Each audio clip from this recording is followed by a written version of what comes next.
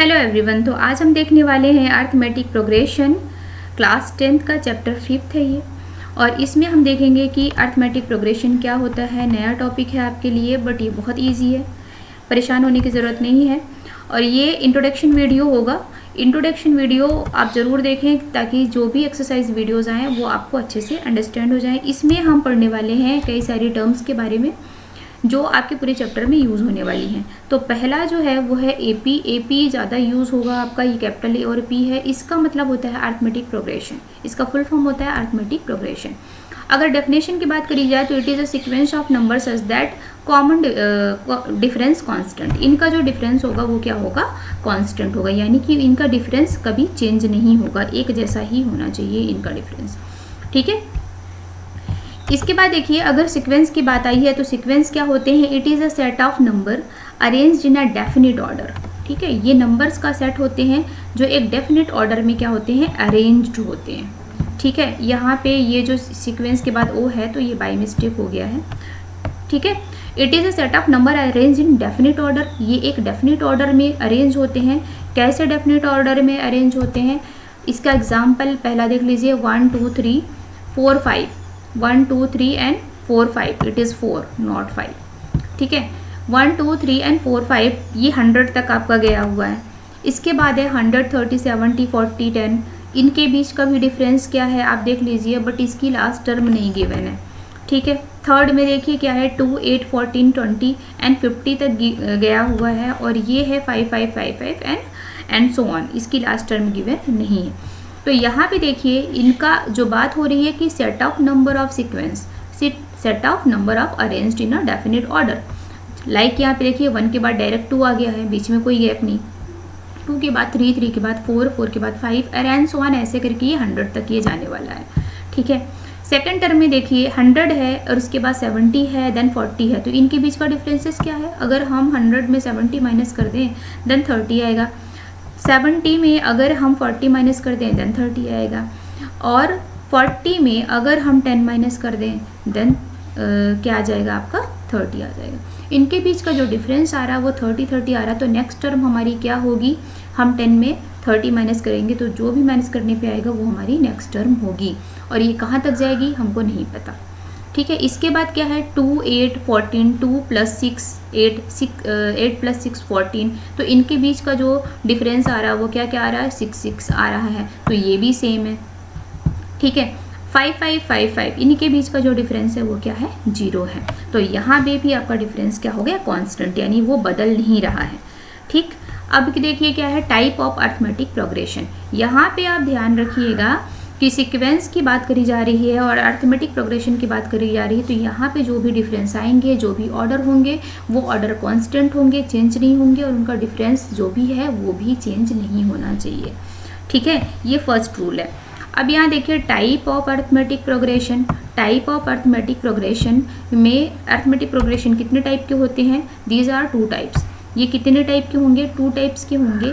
पहला है finite AP, ठीक है, और दूसरा क्या है, इनफाइनाइट एपी। पहला फाइनाइट एपी है और फाइनाइट एपी की जो डेफिनेशन है वो क्या है, फाइनाइट एपी की डेफिनेशन है, the AP has limited terms. ध्यान रखिएगा, the AP has limited term called finite AP. जिसकी टर्म लिमिटेड होती है वो फाइनाइट एपी होती है, यानी कि लास्ट में जिसको मेंशन कर दिया जाता है। जैसे यहाँ पे देखिए 100 है और यहाँ पे देखिए क्या है, 50 है। तो ये लास्ट टर्म इसकी क्या है, गिवन है, तो ये आपके फाइनाइट एपी हो गए। दूसरा क्या है, infinite AP. The AP has unlimited term. जब एपी की टर्म जो होती है अनलिमिटेड होती है तो these are called infinite AP. ठीक है, जैसे सेकंड और फोर्थ वाले को देखिए, सेकंड वाले में क्या है, डॉट डॉट डॉट है, मतलब हमको पता नहीं है ये कहाँ पे फिनिश होगा। ऐसे ही 5 5 5 वाले में देखिए, इसमें भी लास्ट टर्म गिवन नहीं है, इट मीन्स हमको नहीं पता कि ये कहाँ पर फिनिश होने वाली है। तो these are infinite AP. Hopefully कि आपको अंडरस्टैंड हो गया होगा कि इनफाइनाइट एपी और फाइनाइट एपी क्या होते हैं। ठीक है, इनफाइनाइट एपी और फाइनाइट एपीज क्या होते हैं आपको क्लियर हो गया होगा मेरे हिसाब से। ठीक है, अगर नहीं क्लियर होगा तो वीडियो को पॉज करके आप इसको बार बार देख लें ताकि ये डाउट्स यहीं पर क्लियर हो जाएं। ठीक, इसके बाद देखिए नेक्स्ट हम क्या करेंगे, इसमें फाइनाइट एपी और एपीज़ में जर्नल फॉर्म ऑफ एपी, अभी तो सिंपल हमने पढ़ लिया कि एपी क्या होता है, उसकी टर्म्स क्या होती हैं, ठीक है। अब देख लीजिए क्या जर्नल फॉर्म ऑफ एपी क्या होता है, एपी अगर बनेगा तो कैसे बनेगा। तो इसमें दो चीज़ें कॉमन होती हैं, पहला ए और दूसरा है डी। पहला क्या है ए और दूसरा है डी। डी क्या होता है इसमें और ए क्या होता है इसमें। तो ए जो होता है वो फर्स्ट टर्म होती है, ध्यान रखिएगा, ए ऑलवेज क्या होती है, फर्स्ट टर्म होती है। और डी क्या होता है, इनके बीच का जो डिफरेंस है वो क्या कहलाता है, डी कहलाता है। कॉमन डिफरेंस जो होता है उसको डी से डिनोट करते हैं। तो ये आपकी फर्स्ट टर्म हो गई, ये सेकेंड टर्म हो गई, नेक्स्ट थर्ड टर्म हो गई, ठीक। तो ये A2 हो गया आपकी सेकेंड टर्म, A3 हो गया आपका थर्ड टर्म, A4 हो गया आपका फोर्थ टर्म और A5 हो गया आपका फिफ्थ टर्म, A6 हो गया आपका सिक्स टर्म। और ऐसे ही आपका A7, A8 अगर आगे और भी टर्म्स हैं तो ये आगे आते जाएंगे, ठीक है। नेक्स्ट अभी देख लीजिए यहाँ पे A जो है आपका ये हो गया आपका फर्स्ट टर्म और D जो हो गया वो आपका कॉमन डिफरेंस। सिंपली अगर आपको बात करनी है देन आप इसको A को आप फर्स्ट टर्म बोलेंगे और D को कॉमन डिफरेंसेस बोलेंगे। एग्जाम्पल पहले देख लेते हैं। मान लीजिए हमारे पास A की वैल्यू गिवन है 5 और D की वैल्यू गिवन है 3, ठीक है। तो AP हमारा कैसे बनेगा, ये वाला जो फॉर्मूला आप देख रहे हैं, जो सीक्वेंस देख रहे हैं, इसी पे वैल्यू पुट करते जाइए और AP आपका निकलता जाएगा जितना भी आपको टर्म में चाहिए। तो A इज इक्वल टू क्या होता है 5 हो गया यहाँ पे और D इज इक्वल टू 3। तो ये हमारी फर्स्ट टर्म निकल के आ गई A की वैल्यू। A प्लस D के लिए हम क्या करेंगे, वैल्यू पुट कर देंगे A की जगह और D की जगह। तो सेकेंड टर्म हमारी क्या आ गई, 8 आ गई। नेक्स्ट थर्ड टर्म के लिए हम A3 के लिए क्या करेंगे, यहाँ पे A प्लस 2 इंटू डी। तो D की वैल्यू तो हमारी फिक्स है, A की वैल्यू भी फिक्स है, 2 से मल्टीप्लाई करेंगे देन हमारी वैल्यू क्या आ जाएगी 11। एंड इसके बाद क्या है, A4 की वैल्यू आ गई हमारी 14 और इसी तरह से A5 की वैल्यू आ गई हमारी 17, ठीक है। तो जो हमको AP मिला लास्ट में वो है क्या, ये, यानी कि जो भी A1, A2, A3, A4, A5 की वैल्यू होगी वही हमारी क्या होगी, AP होगी। ध्यान रखिएगा। और ये सारे एग्जाम्पल्स में मैंने यही AP लिया हुआ है। सो आप ताकि आप कंफ्यूज ना हो, एग्जाम्पल्स जब हम सॉल्व करेंगे तो ये सारे कॉन्सेप्ट आपके अपने आप क्लियर होते जाएंगे। इसके बाद दो फॉर्मूले, यहाँ पे कॉमन डिफरेंस देख लीजिए। कॉमन डिफरेंस क्या होता है, कॉमन डिफरेंस भी हम यूज़ करने वाले हैं, तो वही AP लिया है। कॉमन डिफरेंस के लिए AP होना बहुत ज़रूरी है। अगर AP नहीं है तो आप कॉमन डिफरेंस कैलकुलेट नहीं कर पाएंगे। तो AP के लिए क्या है, कॉमन डिफरेंस के लिए AP गिवन है और वही AP मैंने लिया है जो AP आपका गिवन है, ठीक है।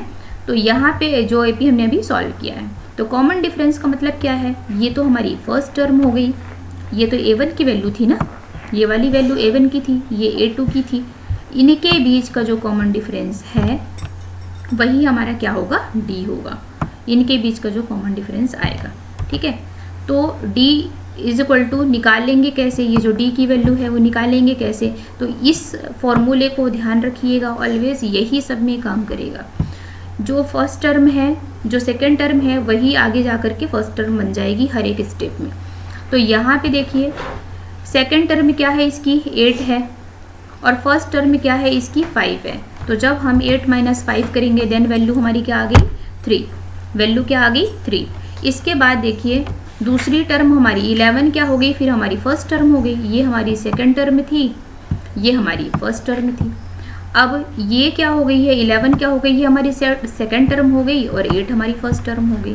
अगले स्टेप में जो 14 है वो हमारी सेकेंड टर्म होगी और 11 क्या होगी, हमारी फर्स्ट टर्म हो जाएगी, ठीक है। तो इस तरह से, और नेक्स्ट टर्म में क्या होगा, नेक्स्ट टर्म में 17 हमारी सेकेंड टर्म और ये हमारी फर्स्ट टर्म हो जाएगी, ठीक है।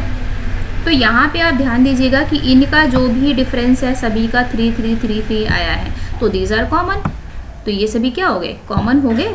तो कॉमन डिफरेंसेस का मतलब यही होता है कि जितनी AP गिवन है उनके बीच का जो डिफरेंस है, टर्म्स के बीच का जो डिफरेंस है वो क्या होना चाहिए, हमेशा कॉमन होना चाहिए। तो these are called common difference. इसके बाद इसमें दो मेन फॉर्मूले हैं, ये फॉर्मूले बहुत ही इंपॉर्टेंट है इसमें और इनको पढ़ना बहुत ज़रूरी है। तो पहला जो फॉर्मूला है वो है किस लिए है, find the number of term, find the number of n term. जो एन टर्म होती है वो हम कैसे निकालेंगे, और दूसरा जो फॉर्मूला है sum of the first term and AP of the AP, ठीक है। नेक्स्ट टर्म जो होता है वो AP का होता है, ठीक है।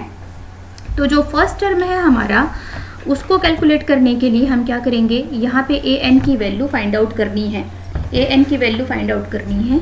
सो इसके लिए जो फॉर्मूला है वो आप ये यूज़ करेंगे। और सेकंड टर्म इसी को पहले हम सॉल्व कर लेते हैं। AP मैंने वही लिया है जो AP फर्स्ट टाइम हमने कैलकुलेट किया है, 5, 8, 11, 14 एंड 17, ठीक है। नया एग्जाम्पल मैं इसलिए नहीं ले रही बिकॉज आपको कन्फ्यूज़न ना हो, बाकी तो अदर एग्जाम्पल आपको मिलेंगे जब हम एक्सरसाइज सॉल्व करेंगे, ठीक है। तो यहाँ पे A यानी कि फर्स्ट टर्म में क्या गिवन है हमारा 5, वो तो हम कब से शुरू से पढ़ते आ रहे हैं। तो A क्या है हमारा, फर्स्ट टर्म है 5, D क्या है हमारा, कॉमन डिफरेंस। इससे पहले वाली वीडियो में हमने, इससे वाले चैप्टर में, लेक्चर में हमने इसको कैलकुलेट कर लिया है। और N यहाँ पे मैंने 12 इसलिए रखा है क्योंकि हमको N की टर्म निकालनी है। आप कुछ भी ले लीजिए, 13 टर्म निकालनी है, 14 टर्म निकालनी है, या 18 टर्म, जितनी भी टर्म आपको निकालनी है देन आप यहाँ पे ले सकते हैं। ये आप पे डिपेंड करता है कि N की वैल्यू कितनी होगी। और दूसरी बात ये है कि अगर आपको क्वेश्चन गिवन है तो क्वेश्चन में ऑलरेडी गिवन होगा कि N की वैल्यू आपको क्या निकालनी है, तो उसको आप पुट कर दीजिए। सिंपली जो हमारा ये फॉर्मूला है, इस फॉर्मूले पे सारी वैल्यूज़ को पुट कर दीजिए। इस वाले A की जगह में हमको वैल्यू पुट नहीं करनी है, ध्यान रखिएगा, क्योंकि इसे तो हमें फाइंड आउट करना है। अब क्या करिए, सभी की वैल्यू जो भी गिवन है उसको पुट कर दीजिए। 12 है N की वैल्यू, A की वैल्यू 5 हो गई, N माइनस 1 यानी कि 12 माइनस 1 इंटू 3, D हमारा कॉमन डिफरेंस जो है वो 3 है, ठीक है। सॉल्व अगेन, और इसको बोर्ड मास का यूज़ करके इसको सॉल्व करना है, ठीक है। 5 + 10 इंटू 11 इंटू 30। जब इसे सॉल्व करेंगे तो नेक्स्ट टर्म हमको मिल जाएगी 5 + 30, और इसको सॉल्व करेंगे देन हमारा 38, यानी कि जो 12 टर्म होगी हमारी उसकी वैल्यू क्या होगी 38। सो ये जो फॉर्मूला है, ये तो अभी लग रहा होगा कि ये तो बड़ा छोटा सा फॉर्मूला है, बट अगर आपके नंबर बढ़ जाते हैं, बहुत ज़्यादा वैल्यू हो जाती है, तो कैलकुलेशन टफ हो जाएगा, तब ये फॉर्मूला आपके लिए बहुत बेनिफिशियल है, ठीक है। और इजीली हम कोई भी कैलकुलेशन कर सकते हैं इसमें से। तो ये 12 टर्म की बात करी जाए तो 12 टर्म में वैल्यू क्या होगी 38। जैसे फर्स्ट टर्म में वैल्यू क्या है 5 है, सेकंड में 8 है, थर्ड में 11 है, 4 में 14 है। तो इसी तरह से हमारे 12 टर्म जब आएगी तो उसकी वैल्यू क्या होगी 38 होगी। अगर आपको 13 का निकालना है, 14 का, तो सेम वैल्यू आप पुट करिए यानी कि, और आप कैलकुलेशन कर लीजिए। नेक्स्ट जो हमारा फॉर्मूला है, और ये लास्ट फार्मूला है इसका, और इन्हीं दो फार्मूले के बेस्ड पे ही सारा एक्सरसाइज हमारा सॉल्व होगा। तो ये दूसरा क्या है, ये जो टर्म हमने निकाली ये तो ठीक है, लेकिन अगर हमको इन टर्म्स का टोटल करना है, ठीक है, उसके लिए हम ये वाला फॉर्मूला यूज़ करेंगे। S = n/2 square bracket open 2a + n-1 ND, ठीक है। ये जो फॉर्मूला है, these are very important formulas, तो इनको आप ज़रूर सॉल्व करें। चलिए, यहाँ पे भी सेम है, A की वैल्यू हमको चाहिए, D की वैल्यू चाहिए और N की वैल्यू चाहिए। सेम वैल्यू हमने रखी है, कोई वैल्यू चेंज नहीं करी है। फॉर्मूले पे पुट कर दीजिए और इसको बोर्ड मास का यूज़ करके सॉल्व कर लीजिए। 12/2 जब हम इसको कट करेंगे तो हमारी वैल्यू क्या आ जाएगी यहाँ पे 6, और स्क्वायर ब्रैकेट के अंदर जितनी भी चीज़ें हैं उनका भी बोर्ड मास यूज़ करके सॉल्व कर लें। 2 5 = 10, 12 - 1 करेंगे देन 11 एंड 3 तो है ही। इसके बाद है 6 और इनको प्लस कर दीजिए। अच्छा, ये यहाँ पे 33 होगा, सॉरी है ना, ये 30 हो गया तो ये 33 होगा। 11 को जब हम 3 से इंटू करेंगे देन 33। 10 + 33 क्या हो जाएगा 43, 43 इंटू 6 ये हो गया आपका 258। तो S की जो वैल्यू है टोटल जो आपका निकल के आया है वो क्या आया है 258, यानी जितनी ये टर्म है ना 38 टर्म है यहाँ पे, जितनी 12 टर्म यानी 38 तक की वैल्यू है 12 टर्म की, उनका टोटल क्या होगा 258। इसको आप मैनुअल भी करके देख लीजिए, अगर आंसर मैच होता है, वैल्यू सही है आपकी, ठीक। होपफुली वीडियो आपको अच्छी लगी होगी। वीडियो अच्छी लगे तो वीडियो को लाइक करें, शेयर करें, सब्सक्राइब करें। और नेक्स्ट जो वीडियो हमारा आएगा वो एक्सरसाइज पे होगा 5.1। Thank you so much for the watching.